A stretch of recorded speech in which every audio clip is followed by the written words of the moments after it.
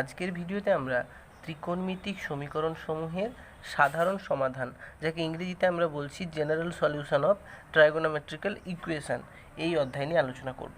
তো প্রথমে আমাদেরকে জেনে নিতে হবে যে কোন ধরনের সম্পর্ক বা কোন ধরনের রিলেশনকে আমরা ত্রিকোণমিতিক সমীকরণ বা ট্রাইগোনোমেট্রিক্যাল ইকুয়েশন বলবো। তো এই জায়গাটা বা এই জিনিসটা খুব সুন্দরভাবে বোঝার জন্য বইতে কিন্তু তিনটে উদাহরণ দেওয়া রয়েছে। তিনটে কিন্তু খুব সুন্দর উদাহরণ, এবং এই তিনটে উদাহরণকে আমরা বিশ্লেষণ করলেই সুন্দরভাবে বুঝতে পারবো যে কোন ধরনের রিলেশনগুলোকে আমরা ট্রাইগোনোমেট্রিক্যাল ইকুয়েশন বলবো। তো প্রথম রিলেশন দেওয়া রয়েছে sine square theta plus cos square theta equals to 1। দ্বিতীয় রিলেশন রয়েছে সাইন থিটা ইকুয়ালস টু 2। আর 3 নম্বর রিলেশন রয়েছে cos theta equals to half. তো দেখো, প্রথম রিলেশনে আমরা দেখতে পাচ্ছি যে sine square theta plus cos square theta equals to 1। আমরা জানি থিটা এর যে কোনো মানের জন্যই এই রিলেশনটা স্যাটিসফাই করবে। তার মানে দেখো, থিটার কিন্তু কিছু সংখ্যক মান বা নির্দিষ্ট কয়েকটা মানের জন্যই এই রিলেশান আমরা স্যাটিসফাই করাতে পারবো না।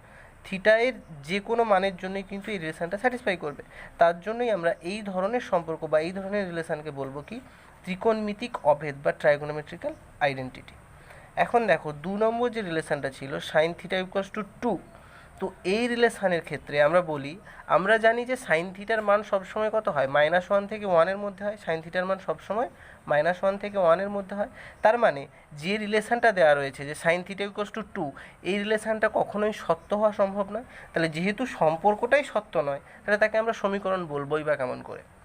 এখন দেখো, 3 নম্বর যে রিলেশানটা দেওয়া রয়েছে cos theta equals to half. তো এই 3 নম্বর রিলেশানের ক্ষেত্রে আমরা জানি যে কস থিটার ভ্যালু -1 থেকে 1-এর মধ্যে হয়, এবং হাফটা হচ্ছে -1 থেকে 1-এর মধ্যেই রয়েছে। তার মানে কস থিটা ইকুয়ালস টু হাফ একটা ভ্যালিড রিলেশান। এবং এই রিলেশানে দেখো, থিটা এর যে কোনো মানের জন্যই কিন্তু কস থিটার ভ্যালু হাফ হয় না।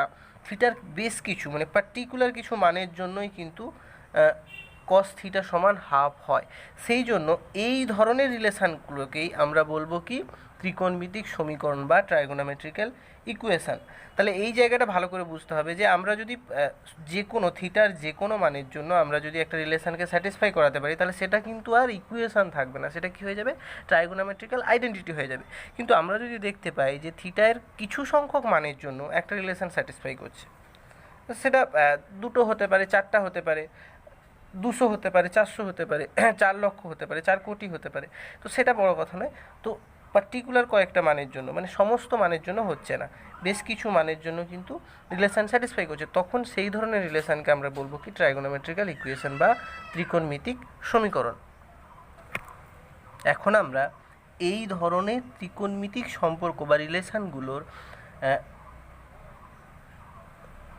অর্থাৎ ত্রিকোণমিতিক সমীকরণগুলোর সাধারণ সমাধান বলতে কী বোঝায় সেই সম্পর্কে ধারণা তৈরি করার চেষ্টা করব।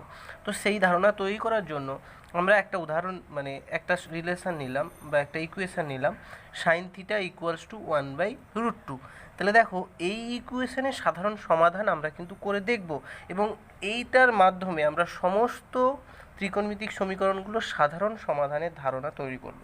তো প্রথমে দেখো, আমরা জানি যে সাইন থিটা সমান 1/√2, এই রিলেশানে 1/√2 সাইন 45 ডিগ্রি বা সাইন π/4 এর ভ্যালু হয়। তাহলে সাইন π/4 বা সাইন 45 ডিগ্রির ভ্যালু কত হয়, 1/√2। আমরা কিন্তু এটা জানি। তাহলে দেখো, সাইন π/4 এর ভ্যালু 1/√2 হয়, এটা কিন্তু আমরা আগে থেকে জানি। কিন্তু দেখো, আমরা যখন একটু জেনারেলাইজ করে ত্রিকোণমিতিকে আরও বিস্তারিত করেছিলাম, মানে যে কোনো কোণের ক্ষেত্রে ত্রিকোণমিতির যখন ধারণা এনেছিলাম, সেখানে জেনেছিলাম যে সাইনটা প্রথম এবং দ্বিতীয় পাদ, দুটো পাদেই কিন্তু পজিটিভ হয়। তার মানে দ্বিতীয় পাদে গিয়েও একটা মান পাওয়া যাবে 1/√2, মানে 1/√2।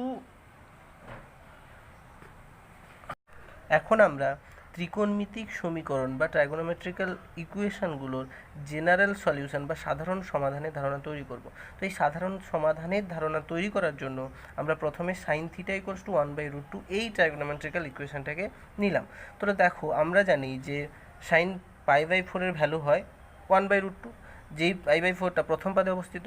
যেহেতু দ্বিতীয় পাদেও সাইনটা পজিটিভ, তাইলে দ্বিতীয় পাদেও একটা কোণের জন্য সাইনের ভ্যালু হয় কত, 1/√2। আমরা জানি যে দ্বিতীয় পাদে অবস্থিত 3π/4 এর জন্য সাইন থিটার ভ্যালু কত হয়, 1/√2 হয়। তাহলে থিটার দুটো মানের জন্য আমরা কি পাচ্ছি, সাইন থিটা ইকুয়ালস টু 1/√2 পাচ্ছি। একবার দেখো থিটা ইকুয়ালস টু যখন π/4 হচ্ছে তখনও আমরা সাইন থিটার ভ্যালু পাচ্ছি 1/√2। আবার থিটার ভ্যালু যখন 3π/4 যেটা দ্বিতীয় পদে অবস্থিত তার জন্যও কিন্তু সাইন থিটা সমান হচ্ছে 1/√2। আবার এখানে একটা মজার জিনিস আছে, যখন আমরা π/4 নিচ্ছি থিটার ভ্যালুকে, তাহলে থিটার ভ্যালু π/4 এটা একটা সমাধান। ঠিক এক পাক ঘুরে এলে এই কোণটা কত হয়ে যাবে, 2π + π/4। তাহলে এক্ষেত্রেও আমরা কিন্তু সাইন থিটার ভ্যালু কত পাবো, 1/√2 পাবো। ঠিক এক পাক ঘুরে আমরা যেটা পেয়েছি, আরও যদি এক পাক ঘুরে যাই, মানে মোট 2 পাক ঘোরার পর আবার π/4, তাহলে 2π + 2π মানে 4π + π/4 সেটাও কিন্তু 1/√2 ভ্যালু দেবে। তাহলে এইভাবে কিন্তু রোটেশন চলতে থাকবে। অর্থাৎ এইভাবে আমরা যে ভ্যালুগুলোর জন্য সাইন থিটার মান 1/√2 পাবো, সে ভ্যালুগুলো হলো কত না সাইন 2nπ + π/4, যেখানে nটা হচ্ছে 0 ± 1 ± 2 ইত্যাদি। আবার দেখো যখন আমরা থিটা ইকুয়ালস টু 3π/4 নিচ্ছি, তাহলে এই 3π/4 এর জন্য কত হচ্ছে সাইন থিটার ভ্যালু 1/√2 হচ্ছে। কিন্তু ঠিক আবার যখন এক পাক ঘুরে আবার চলে আসছি, মানে এক পাক ঠিক রোটেশন করে আবার চলে আসছি, তাহলে সেই ক্ষেত্রে আবার যে ভ্যালুটা পাচ্ছি থিটার সেই ভ্যালুর জন্যও কিন্তু সাইন থিটার ভ্যালু 1/√2 হচ্ছে। মানে 2π + 3π/4 সেই ভ্যালুটার জন্যও কিন্তু কত হবে, সাইন থিটার ভ্যালু 1/√2 হবে। ঠিক এক পাকের পর মানে 2 পাক ঘুরে এলেও যেটা পাবো তার জন্য সাইন থিটার ভ্যালু 1/√2 হবে, 3 পাক ঘুরে এলেও যেটা পাবো তার জন্য 1/√2 হবে। তার মানে আমরা ইন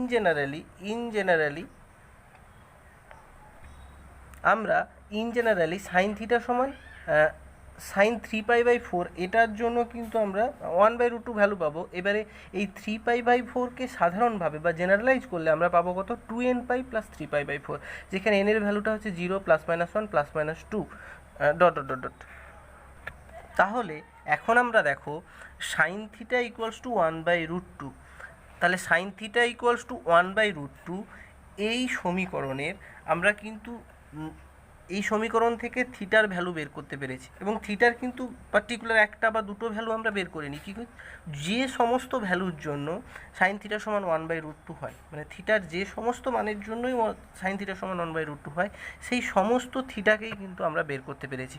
এই সমস্ত থিটাকে বের করার যে পদ্ধতি, আমরা দেখো একবার পেলাম থিটা ইকুয়ালস টু 2nπ + π/4, আরেকবার পেলাম থিটা ইকুয়ালস টু 2nπ + 3π/4।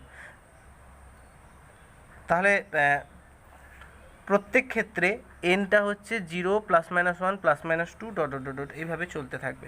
তাহলে এটাই কিন্তু সাইন থিটা ইকুয়ালস টু 1/√2 এই সমীকরণের সাধারণ সমাধান। তো ঠিক আমরা একই রকমভাবে আমরা কিন্তু বাদবাকি যে সম্পর্কগুলো, মানে বাদবাকি যে কোনো ধরনের ত্রিকোণমিতিক সমীকরণগুলোর কিন্তু সাধারণ সমাধান বের করতে পারবো। কিন্তু আমাদেরকে এই ধারণাটা কিন্তু মাথায় রাখতে হবে। কোন ধারণাটা? এই যে পাদের ক্ষেত্রে যে আমরা যে মানের জন্য আমরা ভ্যালুটাকে মানে ইকুয়াল করতে পারছি, মানে থিটার একটা জেনারেল ভ্যালু তো পাচ্ছি আমরা, পার্টিকুলার ভ্যালু যেটা আমরা ছোটোবেলা থেকেই শিখে এসেছি। এবং আগের ক্লাসগুলোতে মানে যখন আমরা সমস্ত কোণের ক্ষেত্রে ত্রিকোণমিতির কোণানুপাতগুলো পড়েছিলাম সেক্ষেত্রে আমরা শিখে এসেছি। তো তারপরে আমরা কি করব, জাস্ট রোটেশন করাতে থাকবো। তো সেই রোটেশনের জন্য কখনো 2π, কখনো 2n + 1π এইভাবে কিন্তু আমাদেরকে যোগ করে যেতে হবে। একই রকমভাবে আমরা sine theta equals to 0, cos theta equals to 0 এবং ট্যান থিটা ইকুয়ালস টু 0 এই সমীকরণগুলো সাধারণ সমাধান কি হয় সেটা বের করতে পারবো। তো আমরা এখন বের করে দেখাচ্ছি না, জাস্ট আমরা একদম রেজাল্টগুলো দেখে নেব যে সাইন থিটা ইকুয়ালস টু 0 এই সমীকরণের সাধারণ সমাধান কী হয়, কস theta equals to 0, tan theta equals to 0 এই সমীকরণগুলো সাধারণ সমাধান কী হয়। কারণ এই সাধারণ সমাধানগুলো কিন্তু আমাদেরকে মনে রাখতে হবে। পরবর্তীকালে আমরা যখন সাইন থিটা ইকুয়ালস টু কে এই ধরনের জেনারেল সমীকরণ মানে ত্রিকোণমিতিক সমীকরণের সমাধান করব, সেক্ষেত্রে কিন্তু কাজে লাগবে। তো প্রথমে আমরা দেখে নেব যে সাইন থিটা ইকুয়ালস টু 0 এই সমীকরণের সাধারণ সমাধান হয় থিটা ইকুয়ালস টু nπ, যেখানে nটা 0 ± 1 ± 2 ... ঠিক একই রকমভাবে কস থিটা ইকুয়ালস টু 0 এই সমীকরণের সাধারণ সমাধান হয়, দেখো আমরা দেখতে পাচ্ছি theta equals to 2n + 1 into π/2, যেখানে nটা 0 ± 1 ± 2 ... এবং ট্যান থিটা ইকুয়ালস টু 0 এই সমীকরণের সাধারণ সমাধান হয় থিটা ইকুয়ালস টু nπ, যেখানে nটা 0 plus minus one plus minus two dot dot dot dot. এখন আমরা সাইন থিটা ইকুয়ালস টু কে এই ধরনের যে ত্রিকোণমিতিক সমীকরণ, সেই সমীকরণের সাধারণ সমাধান কি হয় জেনে নেব। যেখানে অবশ্যই মনে রাখতে হবে কেটা কিন্তু -1 থেকে 1 এর মধ্যে, কারণ সাইন থিটার ভ্যালু আমরা জানি যে -1 থেকে 1 এর মধ্যেই হয়, এর বাইরে কিন্তু সাইন থিটার ভ্যালু পাওয়া যায় না। তাহলে দেখো সাইন থিটা ইকুয়ালস টু কে আমরা ধরে নিলাম যে কে এর ভ্যালুটা সাইন আলফার সঙ্গে সমান, তার মানে আমরা পাচ্ছি sine theta equals to sine alpha. তাহলে এখন দেখো আমরা এখান থেকে বলতে পারবো সাইন থিটা, যদি আমরা সাইন আলফাকে সমান চিহ্নের বাম দিকে নিয়ে চলে আসি, তাহলে sine theta minus sine alpha equals to 0। তো এটাকে সাইন এ মাইনাস সাইন বির ফর্মুলায় ফেললে আমরা লিখতে পারবো 2 cos theta plus alpha by 2 into sine theta minus alpha by 2 equals to 0। তাহলে এখান থেকে আমরা বলতে পারি যে হয় cos theta plus alpha by 2 equals to 0 অথবা sine theta minus alpha by 2 equals to 0। তাহলে যখন cos theta plus alpha by 2 equals to 0 হবে, আমরা একটু আগেই cos থিটা ইকুয়ালস টু 0 হলে তার সাধারণ সমাধান কি হয় আমরা বের করেছিলাম। তাহলে cos থিটা ইকুয়ালস টু 0 হলে আমরা জানি যে সাধারণ সমাধান হয় কত, 2m plus 1 into pi by 2, 2m plus 1 into pi by 2, এটাই হয় কি cos থিটা ইকুয়ালস টু 0 এই সমীকরণের সাধারণ সমাধান। তাহলে আমরা এখানে দেখো এখানে cos theta plus alpha by 2 equals to 0 এই সমীকরণের সাধারণ সমাধান হবে theta plus alpha by 2 equals to 2m plus 1 into pi by 2, যেখানে mটা 0 plus minus 1 plus minus 2 dot dot dot. ঠিক, তাহলে এখান থেকে আমরা পাচ্ছি যে theta plus alpha equals to 2m plus 1 into pi, দেখো নিচে 2 আর এখানে 2 কেটে গেল, তাহলে theta plus alpha equals to 2m plus 1 into pi. এখন দেখো তাহলে থিটা সমান আমরা কি লিখতে পারবো 2m plus 1 into pi minus alpha, যেখানে mটা 0 plus minus 1 plus minus 2 dot dot dot. এখন দেখো এই যে sine theta minus alpha by 2 equals to 0, তাহলে এই সমীকরণের সাধারণ সমাধান কত হবে না, আমরা শিখেছিলাম এই সমীকরণের সাধারণ সমাধান হবে theta minus alpha by 2 equals to theta minus alpha by 2 equals to M pi. তাহলে দেখো এখান থেকে আমরা বলতে পারবো যে theta minus alpha equals to 2m pi, তাহলে থিটা সমান হবে 2m pi plus alpha, 2m pi plus alpha, যেখানে mটা 0 plus minus 1 plus minus 2 dot dot dot. তাহলে 1 নম্বর সমীকরণ আমরা দিয়েছিলাম কাকে না, যখন থিটার ভ্যালুটা ওই cos theta plus alpha by 2 এই ইকুয়ালস টু 0 এই সমীকরণ থেকে আমরা যখন থিটার ভ্যালু বের করেছিলাম তাকে আমরা দিলাম 1 নম্বর। আর যখন আমরা sine theta minus alpha by 2 equals to 0 এই সমীকরণ থেকে থিটার সাধারণ ভ্যালু মানে থিটার সাধারণ সমাধান বের করলাম, সেই সমীকরণটাকে মানে সেই সমাধানটাকে দিলাম কত 2 নম্বর। এখন দেখো এই 1 নম্বর আর 2 নম্বরকে আমরা যদি সমাধান করি, তাহলে সমাধান করলে কি পাবো না থিটার ভ্যালু পাবো n pi plus -1 whole to the power n into alpha. এটাকেই আমরা বলছি কি সাইন থিটা ইকুয়ালস টু কে এই সমীকরণের সাধারণ সমাধান। তো এই কথাটা কিন্তু আমরা মাথায় রাখতে হবে। তো এই সূত্র প্রয়োগ করে আমরা কিন্তু আগের যে সমাধানগুলো আমরা বের করেছি যে সাইন থিটা ইকুয়ালস টু 1/√2 সেই সমীকরণের সমাধান করতে পারি, সাইন থিটা ইকুয়ালস টু 0 সেই সমীকরণেরও সাধারণ সমাধান বের করতে পারি। তো একটা কথা এখানে বলে রাখি, একদম স্পষ্টভাবেই বলে রাখি যে সাধারণ সমাধানের যে আকার বা সাধারণ সমাধানটা যে দেখতে যেটা হবে বের করার পরে, সেই বাহ্যিক যে দর্শন সেটা কিন্তু আলাদা হলেও হতে পারে। মানে আমি একটা ক্যালকুলেশন করে একরকম বের করলাম, তুমি একটা ক্যালকুলেশন করে আর একরকম বের করলে, এরকম হতেই পারে। কিন্তু দেখবে যখন আমরা এম বা এন এর ভ্যালুগুলো পুট করতে থাকবো তখন কিন্তু একই ভ্যালুগুলো বেরাতে থাকবে। তার মানে আমরা একই কোণগুলোকে একটু আলাদা করে আলাদাভাবেও কিন্তু চাইলে লিখতে পারি। তো সেই জন্য ঘাবড়ে যাওয়ার কিছু নেই। কখনো দেখবে যে বইতে উত্তর একরকম আছে কিন্তু তোমার উত্তর একরকম বেরাচ্ছে, কিন্তু এটা তখন কিন্তু তোমরা একদমই ঘাবড়ে যাবে না। তখন তোমরা কি করবে না এনের ভ্যালুগুলো দেখো বইতে যে উত্তরটা দেওয়া আছে তাতে তোমরা এনের ভ্যালুগুলো একটা একটা করে বসাতে থাকবে, দিয়ে দেখতে থাকবে যে কী ধরনের মান পাচ্ছ। আবার তোমরা যেটা বের করেছো তাতে কি করবে, তাতেও এনের ভ্যালুগুলো 1 2 বা 0 1 2 3 4 করে বসাতে থাকবে, দিয়ে দেখবে যে একই রকম ভ্যালু আসছে কিনা। যদি একই রকম ভ্যালু আসে তাহলে তোমার উত্তরটাও কিন্তু ঠিক। কিন্তু একটা জায়গায় প্রবলেম হবে, কোথায় না যখন এমসিকিউ থাকবে। এমসিকিউর ক্ষেত্রে তো অপশান থাকবে, তাহলে সেক্ষেত্রে আমরা কি করব না, সেক্ষেত্রে আমরা বলি সেক্ষেত্রে কিন্তু এমসিকিউর ক্ষেত্রে আমরা কিন্তু জেনারেল সলিউশন বা সাধারণ সমাধান যেটা করব সেটা কিন্তু করে দেখব না, জাস্ট অপশান টেস্ট করব, মানে একটা একটা অপশান ধরবো মিলিয়ে দেখে নেব। তাতে করে কিন্তু অনেকটা কম সময়ে আমরা এমসিকিউগুলো সমাধান করতে পারবো। তো যাই হোক, আমরা এখন আরও আলোচনায় চলে যাচ্ছি। এখন আমরা আলোচনা করব যে cos থিটা ইকুয়ালস টু কে, যেখানে কেটা -1 থেকে 1 এর মধ্যে, এই সমীকরণের সাধারণ সমাধান কি হয়। তো আমরা ক্যালকুলেশন করে দেখাচ্ছি না, কারণ ক্যালকুলেশন করে দেখাতে গেলে অনেক বিস্তারিত আলোচনা হয়ে যাবে। তো তোমরা ক্যালকুলেশনটা দেখবে। তো একই রকম আমরা সাইন থিটা ইকুয়ালস টু কে সমীকরণের সমাধান যেমনভাবে করলাম, ঠিক একই রকমভাবেই আমরা কিন্তু এর সমাধানটা করব, এবং সমাধান করে দেখতে পাবো যে cos থিটা ইকুয়ালস টু কে এই সমীকরণের সাধারণ সমাধান আসবে theta equals to 2n pi plus minus alpha. তো যেখানে এনটা 0 +-1 +-2 +-3 ডট ডট ডট। এটা কিন্তু cos থিটা ইকুয়ালস টু কে এই সমীকরণের সাধারণ সমাধান, যেখানে কেটা কিন্তু cos আলফার সঙ্গে সমান। মনে রাখতে হবে কেটা কিন্তু cos আলফার সঙ্গে সমান। তাহলে দেখো, এই সাধারণ সমাধানের যে আমরা general cos theta equals to কে এই সমীকরণের যে সাধারণ সমাধান বের করলাম, তো এই সমাধানের সূত্র প্রয়োগ করে আমরা আগে যে cos থিটা ইকুয়ালস টু 0 যে সমাধানটা করেছিলাম একটু আগেই, আমরা sine theta equals to 0, cos theta equals to 0 এই সমীকরণগুলো সাধারণ সমাধান করেছিলাম। তাহলে সেখানে যে cos থিটা ইকুয়ালস টু 0 ওই সমীকরণের সাধারণ সমাধান বের করেছিলাম, সেটা কিন্তু এই সূত্র কাজে লাগিয়েও আমরা বের করতে পারবো। এখানে ঘাবড়ে যাওয়ার কোনো কারণ নেই, একদমই ভয় পাওয়ার কিছু নেই। তোমরা যেভাবে বের করবে সেটা কিন্তু কোনোভাবেই ভুল নয়। তাহলে তোমাদের যেভাবে ইচ্ছে সেভাবেই শুধু বের করতে পারবে, কোনো প্রবলেম নেই। শুধু এমসিকিউর ক্ষেত্রে কী করতে হবে, মাথায় রাখতে হবে। তো সেক্ষেত্রে অপশান টেস্ট করাটাই বোধহয় সব থেকে ভালো, মানে অপশান টেস্ট করলে খুব কম সময়েই কিন্তু আমরা উত্তরগুলো দিতে পারবো। তো এখন আমরা ট্যান থিটা ইকুয়ালস টু কে, যেখানে কেটা -∞ থেকে ইনফিনিটি, আমরা জানি যে ট্যান থিটার ভ্যালু সব যে কোনো ভ্যালু নিতে পারে ট্যান থিটা। তো সেই জন্য কের ভ্যালুটা আমরা কি বলছি, -∞ থেকে ইনফিনিটি। এই সমীকরণের সাধারণ সমাধান হবে theta equals to n pi plus alpha, যেখানে nটা 0 +-1 +-2 ডট ডট ডট ডট। তো এখানেও মনে রাখতে হবে যে কে সমান আমরা কিন্তু ট্যান আলফা ধরেছি। কে সমান কি ধরেছি, ট্যান আলফা। তো একটা কথা এখানে বলি, তো আমরা এই তিনটে কোণানুপাতের যে সাধারণ সমাধান বের করলাম, কি কি, sine theta equals to K, cos theta equals to K, আর tan theta equals to K. তাহলে দেখো, এই তিনটে সাধারণ সমাধানের সূত্র প্রয়োগ করে আমরা যে কোনো ত্রিকোণমিতিক সমীকরণের সাধারণ সমাধান কিন্তু বের করতে পারবো। দেখো, একই রকমভাবে সাইন যেহেতু পেয়েছি কোসেক বের করতে পারবো, কস যেহেতু পেয়েছি সেক বের করতে পারবো, ট্যান যেহেতু পেয়েছি কট বের করতে পারবো।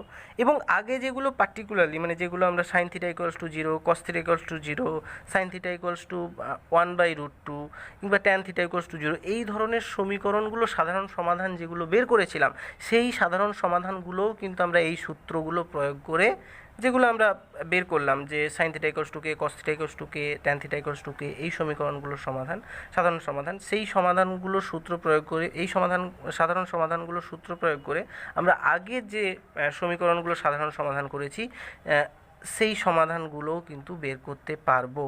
তাহলে প্রশ্ন হচ্ছে যে ওগুলো আলাদা করে বের করার কি দরকার ছিল না। দেখো, যখন আমরা সাইন থিটা ইকুয়ালস টু কে এই সমীকরণের সাধারণ সমাধান বের করছিলাম, তখন ওখানে কিন্তু আমাদেরকে কস theta equals to 0, sign theta equals to 0 এই দুটো সমীকরণের সাধারণ সমাধান কাজে লেগেছিল। বারবার কিন্তু মনে রাখতে হবে, তার জন্যই কিন্তু আমাদেরকে করতে হয়েছিল, শুধুমাত্র ধারণা তৈরি করার জন্য এবং আমাদের কাজে লাগবে বলে।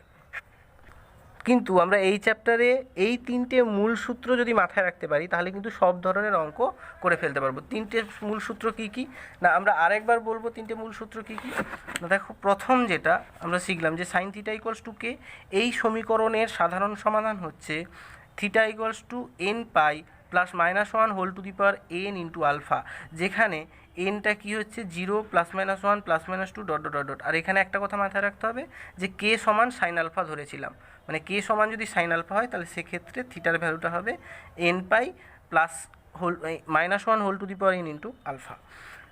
এখন দেখো, কস থিটা ইকুয়ালস টু কে এই সমীকরণের সাধারণ সমাধান হয়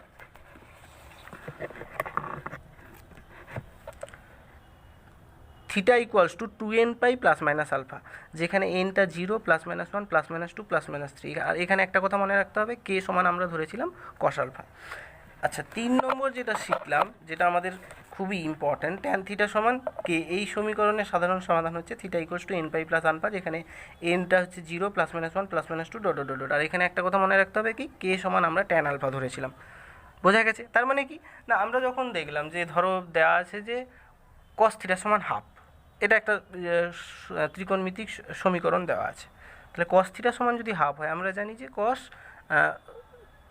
কতর ভ্যালু হাফ হয় না, cos 60 ডিগ্রির ভ্যালু হাফ হয়। 60 ডিগ্রি মানে π/3, cos π/3 এর ভ্যালু হাফ হয়। তাহলে দেখো ওখানে আলফার ভ্যালুটা কত হয়ে গেল, π/3। তাহলে আমরা জেনারেল সূত্রের জায়গায়, এই যে দেখো আমরা জেনারেল সূত্রের জায়গায়, কোন সূত্রের জায়গায়, theta equals to 2nπ plus minus alpha. তো আমরা এখানে আলফার জায়গায় কাকে বসাবো, π/3 কে। তাহলে আলফার জায়গায় যদি π/3 কে বসিয়ে দিই, তাহলে আমরা কার সমাধান পাবো না, cos theta equals to half, এই সমীকরণের সাধারণ সমাধান কিন্তু পেয়ে যাব, যেখানে এনটা অবশ্যই 0 plus minus 1 plus minus 2 plus minus 3 dot dot dot.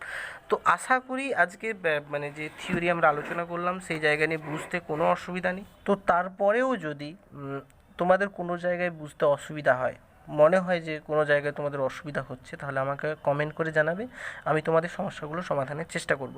তো এখন আমরা কয়েকটা এমসিকিউ দেখে নেব এবং দেখে নেব যে কীভাবে অপশান টেস্টের মাধ্যমে আমরা এই চ্যাপ্টারের এমসিকিউগুলো করব। তো প্রথমে দেখো আমরা 2-এর দাগের এমসিকিউটা দেখব যে অপশান টেস্টের মাধ্যমে কিভাবে আমরা উত্তরটা করব। দেখো বলা আছে যে sine theta plus cos theta equals to 1 হলে থিটা এর সাধারণ মান হবে, অপশান এ দেওয়া রয়েছে n ইন্টু π/2, যেখানে n বিলংস টু আই মানে সেট অফ অল ইন্টিজার মানে তার মধ্যে 0 প্লাস মাইনাস 1 প্লাস মাইনাস 2 সবই থাকবে। তার মানে পাতি কথায় এনটা হচ্ছে 0, প্লাস মাইনাস 1 প্লাস মাইনাস 2, মানে যেটা ইন জেনারেলি আমরা এনকে ডিফাইন করে থাকি। তো আবার অপশান বি দেওয়া রয়েছে nπ, যেখানে n belongs to I. Option C দেওয়া রয়েছে 2nπ প্লাস মাইনাস পাই, যেখানে n বিলংস টু আই। আর অপশান ডি দেওয়া রয়েছে nπ plus minus 1 whole to the power n into π/4 minus π/4, যেখানে n বিলংস টু আই। তো দেখো প্রথম অপশান যেটা দেওয়া রয়েছে n ইন্টু π/2, তাহলে আমরা n এর ভ্যালু কী বললাম না, 0 প্লাস মাইনাস 1 প্লাস মাইনাস 2। তাহলে প্রথমে 0 বসাও, তাহলে 0 বসালে কী হবে, আমরা 0 পাবো। তাহলে সাইন 0 প্লাস কস 0, তাহলে সাইন 0 এর ভ্যালু 0, কস 0 এর ভ্যালু 1, তাহলে কিন্তু স্যাটিসফাই করছে। আচ্ছা, শুধুমাত্র একটা দেখে কিন্তু হবে না, 2-3টে ভ্যালু বসিয়ে চেক করতে হবে। প্রথম মিনিমাম 3টে থেকে 4টা কিন্তু চেক করতে হবে। তাহলে এখন n এর ভ্যালু আমি যদি 1 বসাই, তাহলে কত পাবো, π/2। তাহলে দেখো সাইন π/2 কস π/2, তাহলে সাইন π/2 1, কস π/2 0, 1 প্লাস 0 1, স্যাটিসফাই করে যাচ্ছে। আচ্ছা 2 বসাও, তাহলে 2 বসালে কত, 2 ইন্টু π/2 মানে পাই হবে। তাহলে পাই মানে সাইন পাই প্লাস কস পাই, আমরা জানি সাইন পাইয়ের ভ্যালু কত, 0, আর কস পাইয়ের ভ্যালু -1। তাহলে 0 -1 মানে -1 নট ইকুয়ালস টু 1, তার মানে কিন্তু রিলেশান স্যাটিসফাই করছে না। তার মানে অপশান এটা কোনোভাবেই উত্তর হতে পারে না। এবার দেখো অপশান বি চলে আসো, এন এর ভ্যালু যদি তুমি 0 বসাও, তাহলে 0-র জন্য তো স্যাটিসফাই করবে, যে যখন 0 হয়ে যাচ্ছে, আমরা একটু আগেই ব্যাখ্যা করলাম যে 0 হলে সাইন 0 প্লাস কস 0, তাহলে সাইন 0-র ভ্যালু 0, কস 0-র ভ্যালু 1, তার মানে স্যাটিসফাই করছে। এন এর ভ্যালু 1 বসাও, তাহলে পাই পাচ্ছি, কিন্তু পাইয়ের জন্য sine theta plus cos theta equals to 1 satisfy করবে না, কারণ সাইন পাই 0, কস পাই হচ্ছে -1, আর -1 আর 1 একই জিনিস নয়। এবার অপশান সি চলে আসো, 2nπ প্লাস মাইনাস পাই। তাহলে এন এর ভ্যালু তুমি প্রথমে 0 বসাও, এন এর ভ্যালু 0 বসালে আমরা কী পাবো, প্লাস মাইনাস পাই। তাহলে একবার যদি প্লাস পাই নাও, তাহলে তো স্যাটিসফাই করছে না, মাইনাস পাইতে করছে কি করছে না সেটা আমাদের দেখার দরকার নেই, কারণ প্লাস পাইতেই তো করছে না, তার মানে এটা কখনোই এর সাধারণ সমাধান হতে পারে না। এবার অপশান ডি চলে আসো, অপশান ডি বলেছে হ্যাঁ nπ plus -1 whole to the power n into π/4 minus π/4। তো দেখো মূলত প্রথম 3টে অপশান হয়নি, মানে অপশান ডিটাই উত্তর হবে। তবুও আমরা একটা ভ্যালু চেক করবো। দেখো n এর ভ্যালু যদি 0 বসাই, তাহলে আমরা কত পাবো, π/4 মাইনাস π/4 মানে 0 পাবো, 0-র জন্য অবশ্যই এটা স্যাটিসফাই করবে।